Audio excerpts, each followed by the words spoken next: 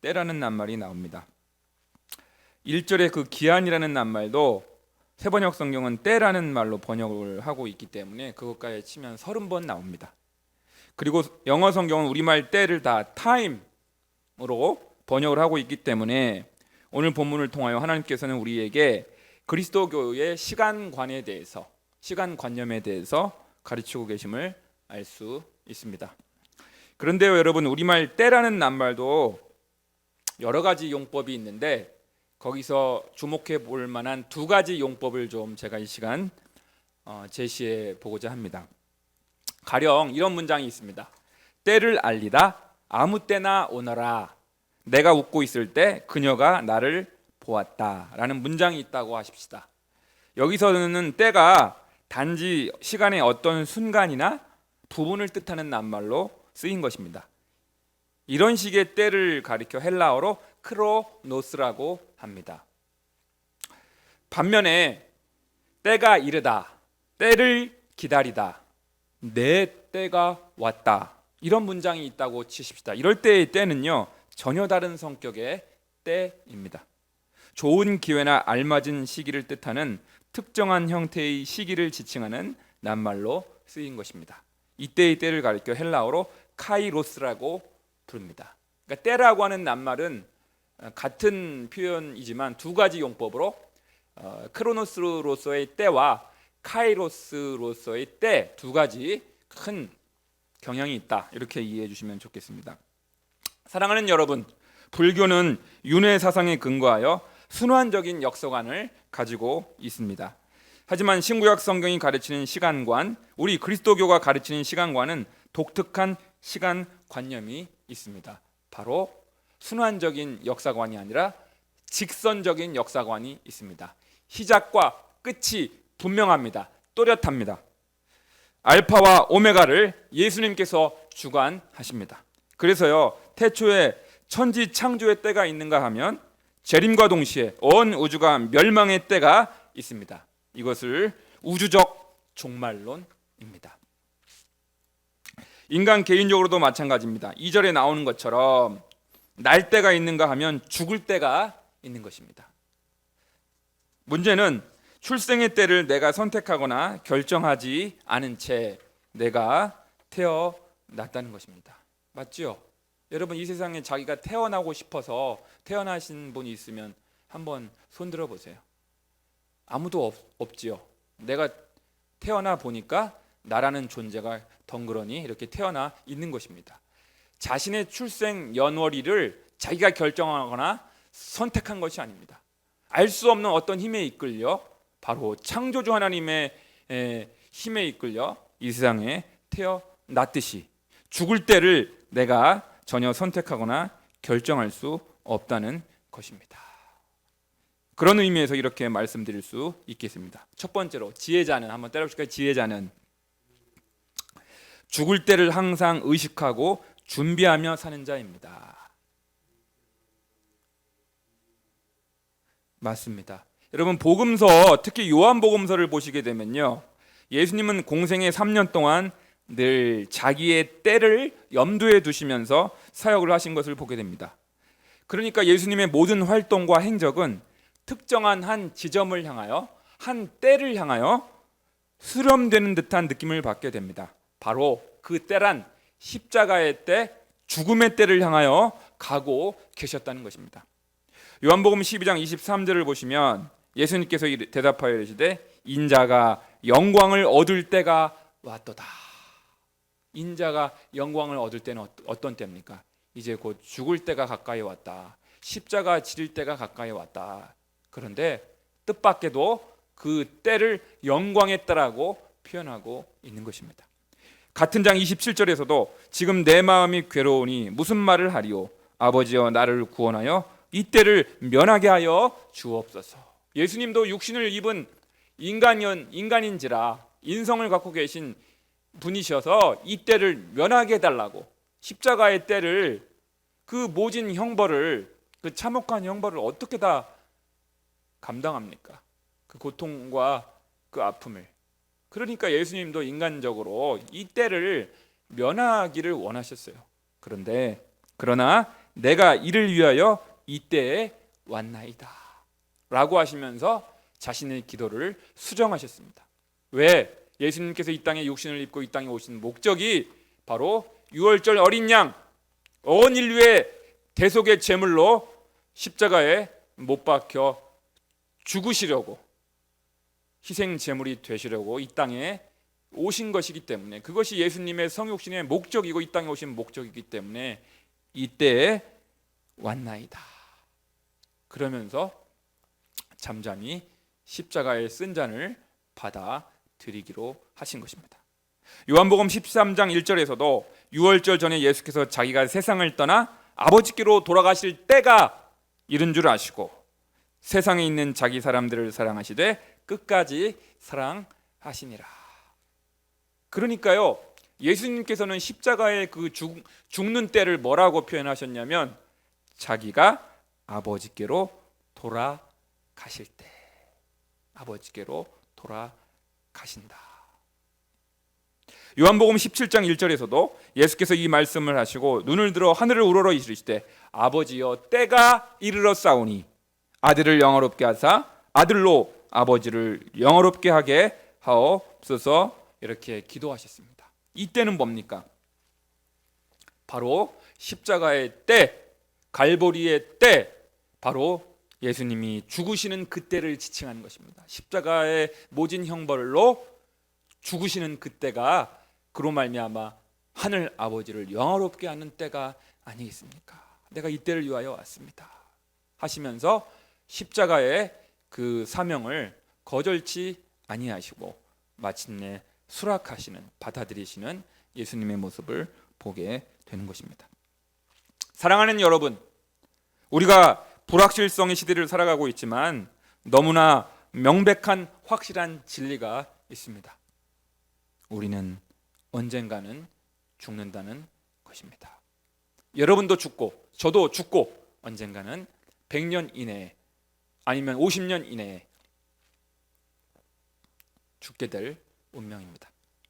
그리고 그 죽음은 우리가 원래 있었던 곳이자 우리가 필연적으로 되돌아가야 할 본향, 즉 생명의 근원 되시는 하나님께로, 아버지께로 돌아가야 할 시점이다. 그래서 심지어 안 믿는 사람들도 부모님이 돌아가시거나 지인이 돌아가시면 뭐라고 표현해요? 돌아가신다고 하잖아요. 어디로 돌아가는 거예요? 어디로? 컴백. 어디로?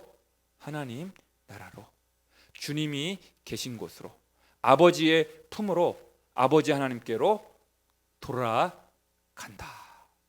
그분이 계신 곳으로 가는 겁니다. 귀천입니다. 그런 의미에서 우리는 우리에게 주어진 삶을 바라보는 관점이 완전히 달라지게 됩니다.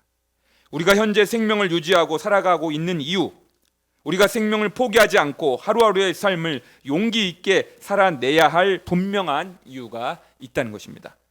그저 죽지 못해서 하루하루 사는 것이 결코 아닙니다. 목구멍이 포도청이라 사는 것이 결코 아닙니다. 자녀들 때문에 사는 것이 아니라는 것입니다.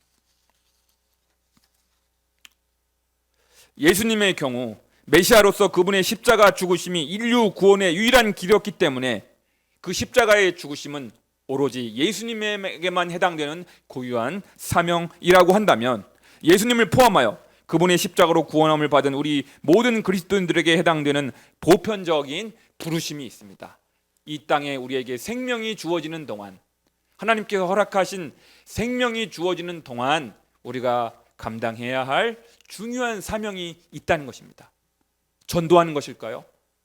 아프리카 오지에 나가서 선교하는 것일까요? 많은 가난한 사람들을 구제하는 것일까요? 교회를 크게 성장 부흥시키는 것일까요? 아닙니다. 요한복음 13장 1절에서 아까 예수님께서 말씀하고 계십니다. 예수님께서 자기가 아버지께로 돌아갈 때가 이르렀음을 아시고 세상에 있는 자기 사람들을 사랑하시되 끝까지 사랑하시니라. 한번 따라해 보실까요? 세상에 있는 자기 사람들을 사랑하시되 끝까지 사랑하시니라. 할렐루야. 그러니까요, 여러분, 우리가 지상생애를 살아가고 있잖아요. 이제 얼마 안 있으면 여러분과 제가 천상으로 들어가게 됩니다. 하나님의 부르심을 받고 하나님 나라에 입성하게 될 텐데, 그때가 오기 전에 우리가 지상 생애를 살면서 감당해야 할 가장 소중한 사명, 실천해야 될 가장 중요한 사명이 뭐라고요? 예수님이 말씀하셨잖아요. 행하셨잖아요.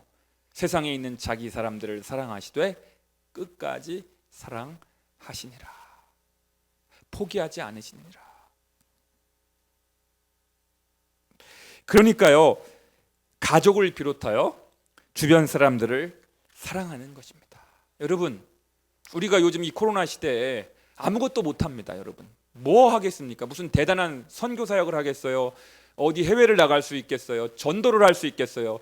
교회를 크게 무슨 부흥 성장시키고 건축을 할 수 있겠어요? 아무것도 뭐 할 수 없는 이 시대에 우리가 할 수 있는 게 뭡니까? 세상에 있는 자기 사람들을 사랑하시되 끝까지 사랑하시니라. 여러분, 세상에 있는 자기 사람들이 누구겠어요? 우리가 매일같이 잠에서 깨어나 만나는 가족들 아니겠어요? 배우자와 자녀들, 가끔 만나는 일가 친척들, 그리고 가끔 만나는 주일 교회 믿음의 지체들.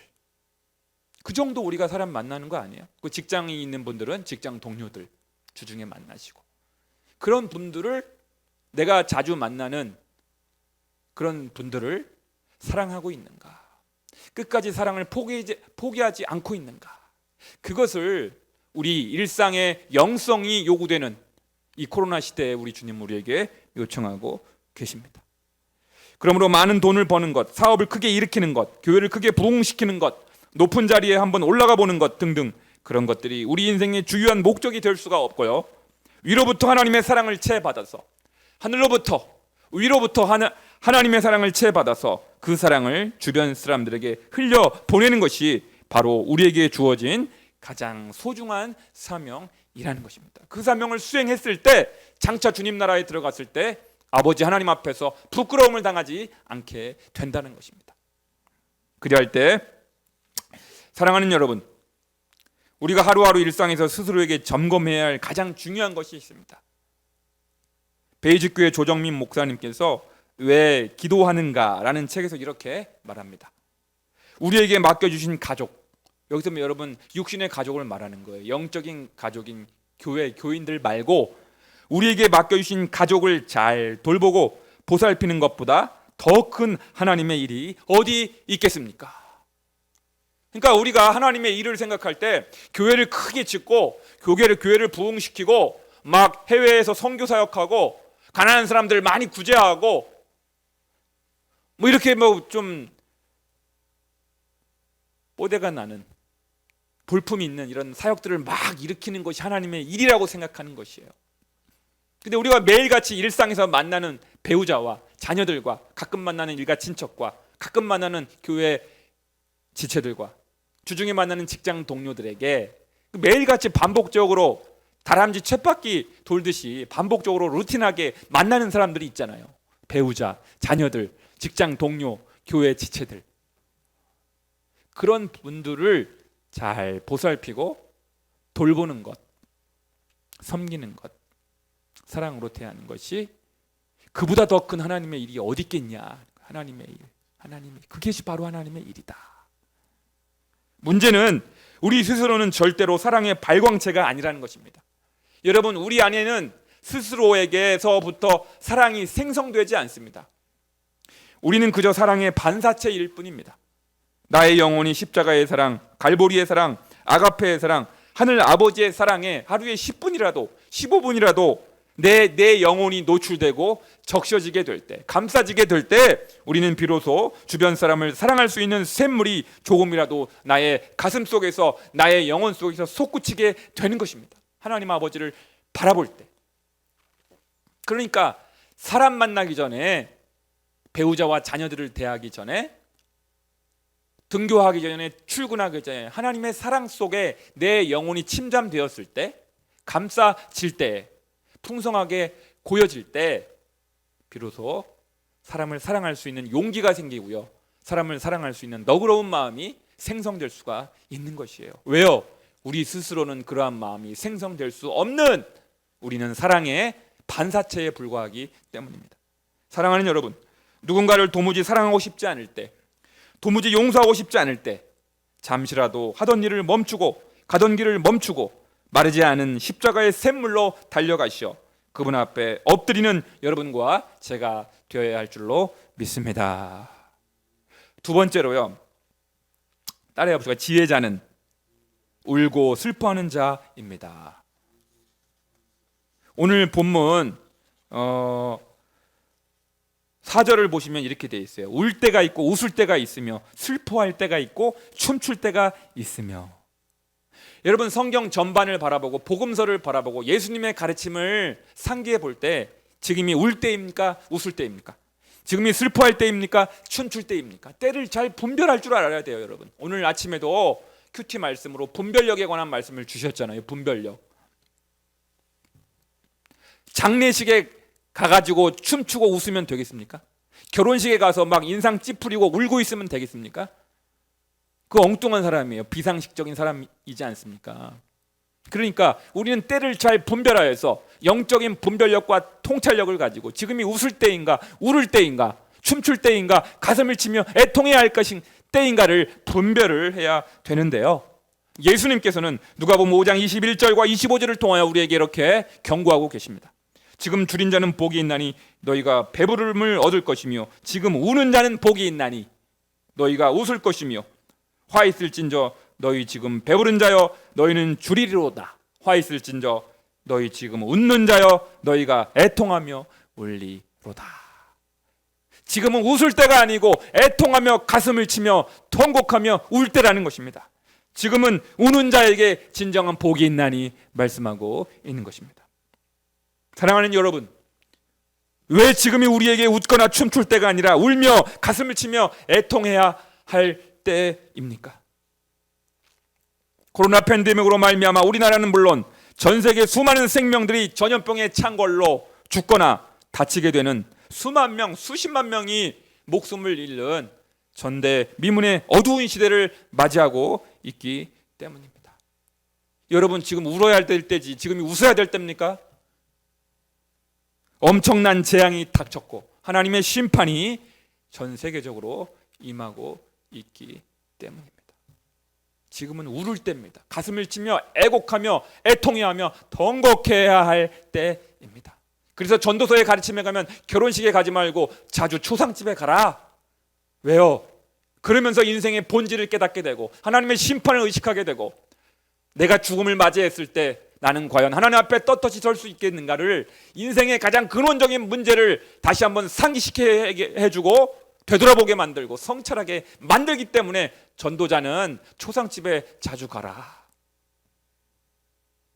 말씀하고 있는 것입니다.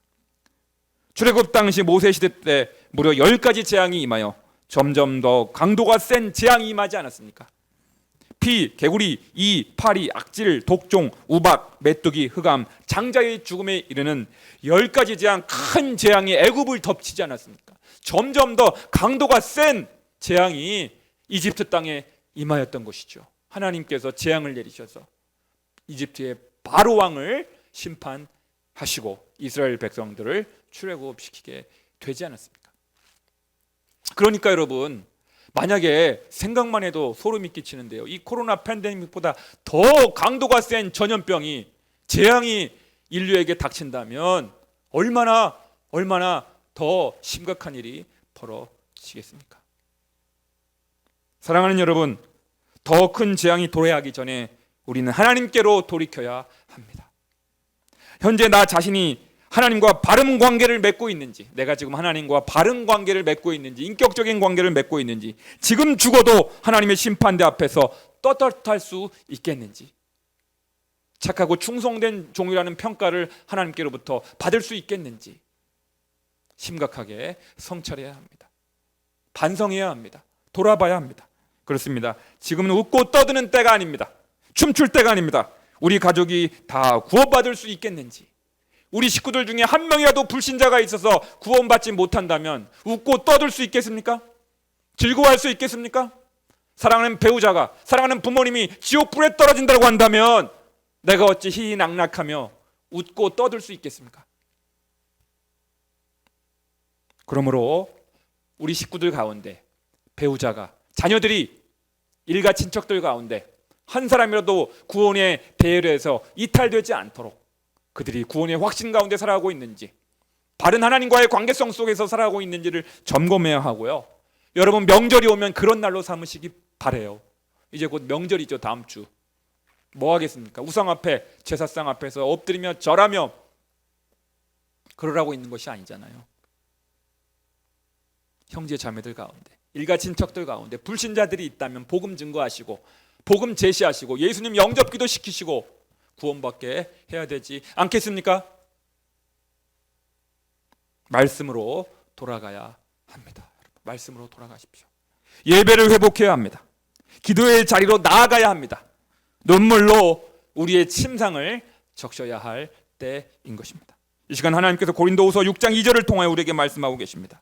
이르시되 내가 은혜 베풀 때 너에게 듣고 구원의 날에 너를 도왔다 하셨으니 보라 지금은 은혜 받을 만한 때요 보라 지금은 구원의 날이로다.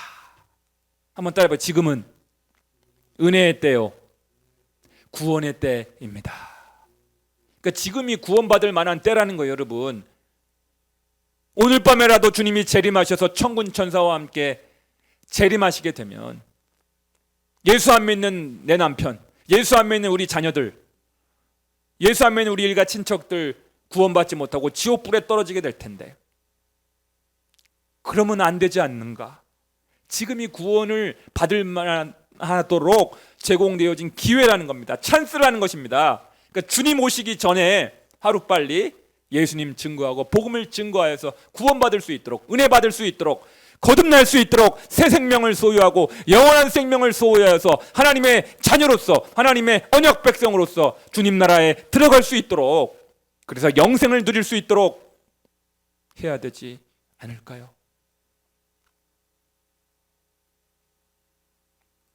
보혜사 성령님께서 여러분의 가정을 반드시 회복시키시고 구원으로, 치유로 인도해 주실 줄 믿습니다. 세 번째로 따라해 보실까요? 지혜자는 모으는 자가 아니라 베푸는 자입니다. 오늘 본문 6절을 보시면요, 찾을 때가 있고 잃을 때가 있으며 지킬 때가 있고 버릴 때가 있다는 거예요. 지킬 때는 이제 내가 이제 꽉 쥐고 있는 것이죠. 모으는 것이죠. 그런데 버릴 때가 있다. 손을 펴서, 움켜진 손을 펴서 나눌 때가 있다라는 거예요. 예수님은 누가복음 12장 어리석은 부자의 비유를 통하여 우리가 재물에 대하여 취해야 할 바를 분명히 말씀해 주고 계십니다. 17절에서 21절을 읽겠습니다.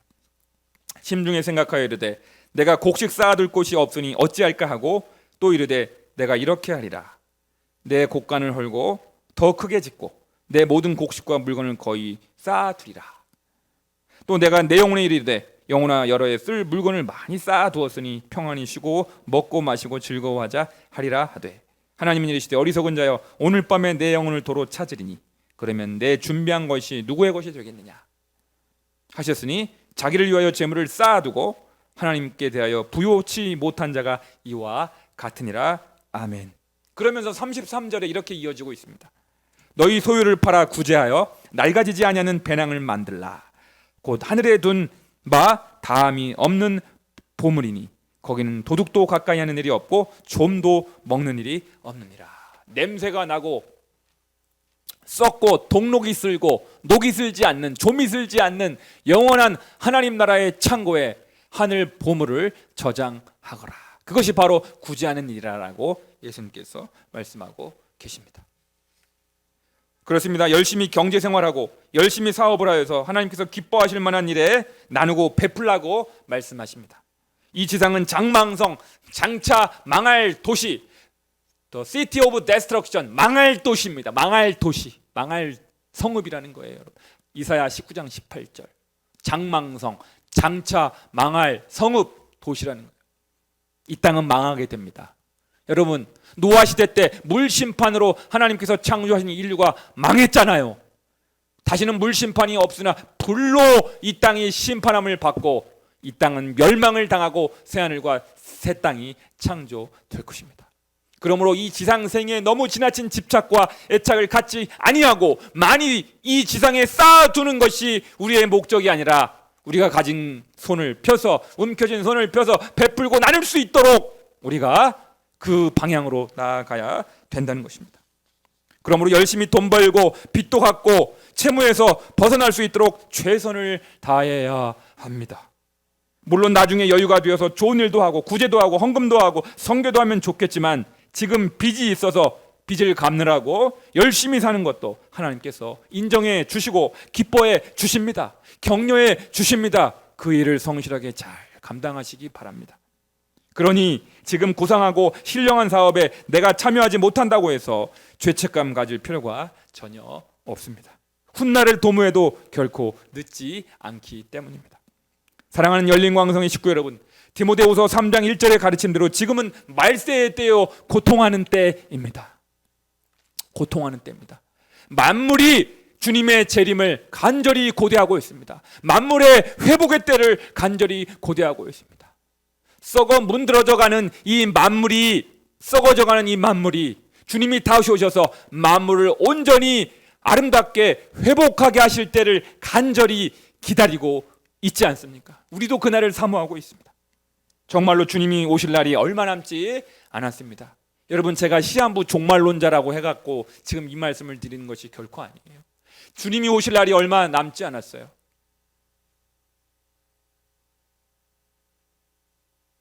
요한계시록 12장 12절의 말씀대로 마귀도 자기 때가 얼마 남지 않았음을 알고 있습니다. 여러분, 마귀도 영물이잖아요.